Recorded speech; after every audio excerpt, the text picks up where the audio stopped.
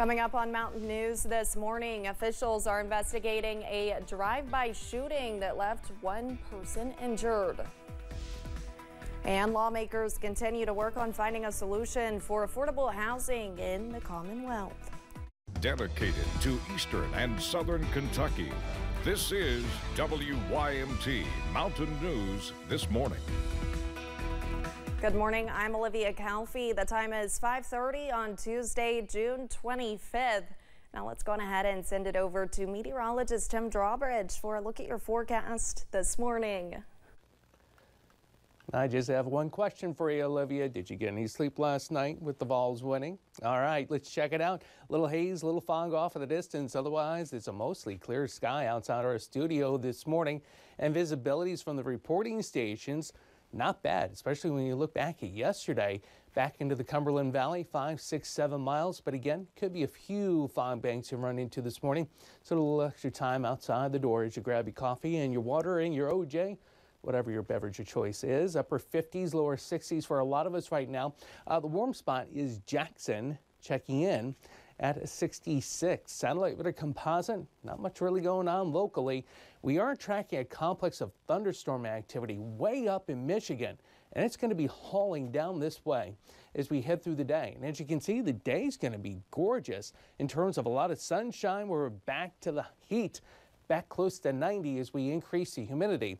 So exactly when do those showers and thunder showers come into play? We'll let you know. Your first alert 7-day forecast is coming up in just a few moments. Olivia? All right, Tim, thank you.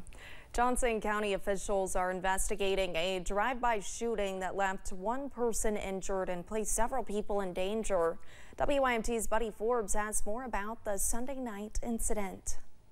The owner of this home in West Van Leer believes shots were fired from the roadway, saying more than 12 bullets made their way through the house Sunday night. That's a bullet hole.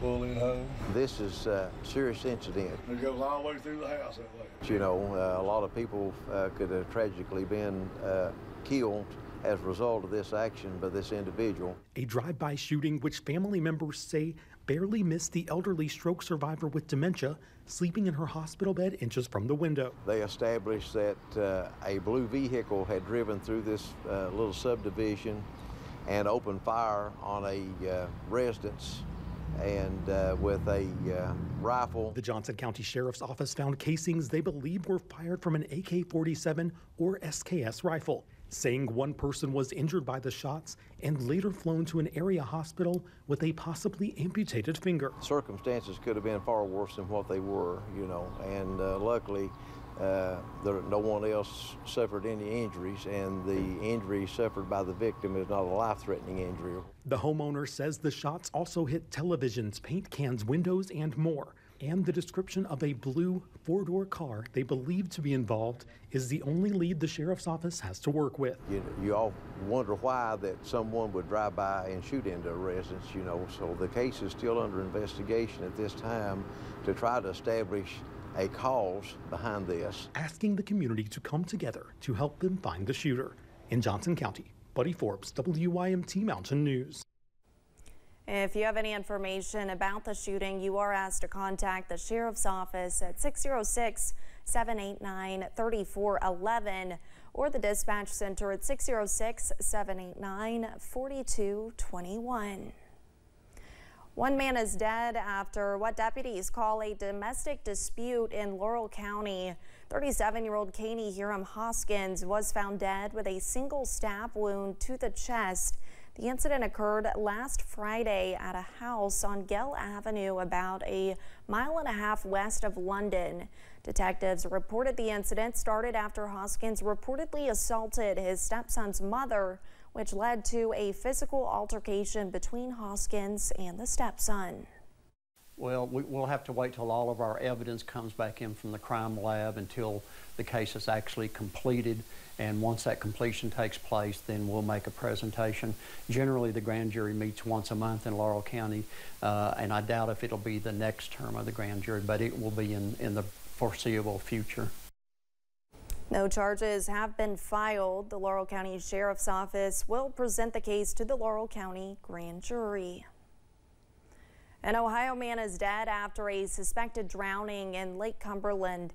72-year-old Daryl Kirby from Liberty Township. Kirby was in an area some call Party Cove on the South Fork section of Lake Cumberland. Officials say Kirby either fell or jumped into the lake and did not resurface. One man who has been coming to the lake for 30 years says he has had a lot of fun there, but he says he also has heard of many tragedies as well. What I was told, he'd climbed up on the back of the boat and he reached back over to get something out of the water, a cooler maybe out of the water, and he just went in face first in the water.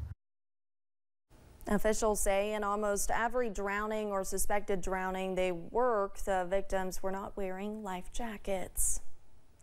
A Corbin man is facing charges after a woman told police a verbal argument became physical. The incident happened during the weekend at a home about 10 miles from London. After police responded to the domestic complaint, police were told that Ian Hitzman shoved a woman to the ground. Hitzman was taken to the Laurel County Correctional Center. An inmate that escaped in Prestonsburg is arrested in West Virginia. Police say Thomas Price escaped from custody while receiving treatment at Highlands Regional ARH. They say he was arrested following the arrest of his accomplice. He is expected to be extradited back to Kentucky in the coming days. A Knox County man is in jail after police say they found syringes and drugs in the driver's seat of a truck. Saturday night, sheriff's deputies went to a home on Kentucky 2418 in Barberville. When police arrived, they noticed a man standing next to a pickup with the doors open. In addition to finding syringes and drugs, police also found plastic bags containing suspected meth totaling around 20 grams. James Marita was taken to the Knox County Detention Center. A Harlan County man is facing charges after police say they found drugs in his vehicle during a traffic stop. It happened on June 13th when police pulled Wilburn Madden over on Highway 72. Police later discovered that Madden had a bench warrant on him. During the search of his vehicle, police found baggies containing a substance believed to be heroin. A clear bag containing unknown pills and a gun was also found. Madden was taken to the Harlan County Detention Center. Yesterday, on the second anniversary of the Dobbs decision sending the issue of abortion rights back to the states, many are pleading for a change in care. The CEO of Planned Parenthood of Kentucky says in the last 2 years, abortion opponents have attacked sexual and reproductive health care on all fronts. Access to abortion has been banned or severely restricted in 21 states. She says Kentucky's strict abortion ban, with exceptions only when the pregnant person's life is in danger, is hurting health care in the Commonwealth overall. Yet, when pregnancy-related emergencies present, providers are being forced to ask the most inhumane questions. Is this patient close enough to dying? Are they near enough death for me to provide care to them? Will I be prosecuted? How is this the new benchmark for care? In the Commonwealth, Kentucky banned abortion with a trigger law that went into effect 2 years ago yesterday. The only exception is when the mother's life is in danger. Last year, Hadley's Law was introduced in the legislature. It would have added exceptions for victims of rape and incest and when pregnancies are no longer viable. It never got a vote. Yesterday, Senate President Robert Stivers talked about what the Dobbs decision means to him. What the Dobbs decision, in my opinion, said was it is each state that should be the entity that determines what should take place or not take place. A ruling from the Supreme Court earlier this month protects what might be the most common kind of abortion in the U.S. It lets the FDA continue its approach to regulating the drug mifepristone. That includes letting the pills be mailed to patients without an in-person doctor's visit. Access to affordable housing continues to be a problem here in the Commonwealth. Yesterday, some state lawmakers were back at work in Frankfort to learn more about Kentucky's current housing availability and needs. That meeting went beyond housing specifically designed for low-income Kentuckians. It was not intended to come to a policy decision about housing in Kentucky, but rather presenters and lawmakers say they are just happy that this dialogue is taking place.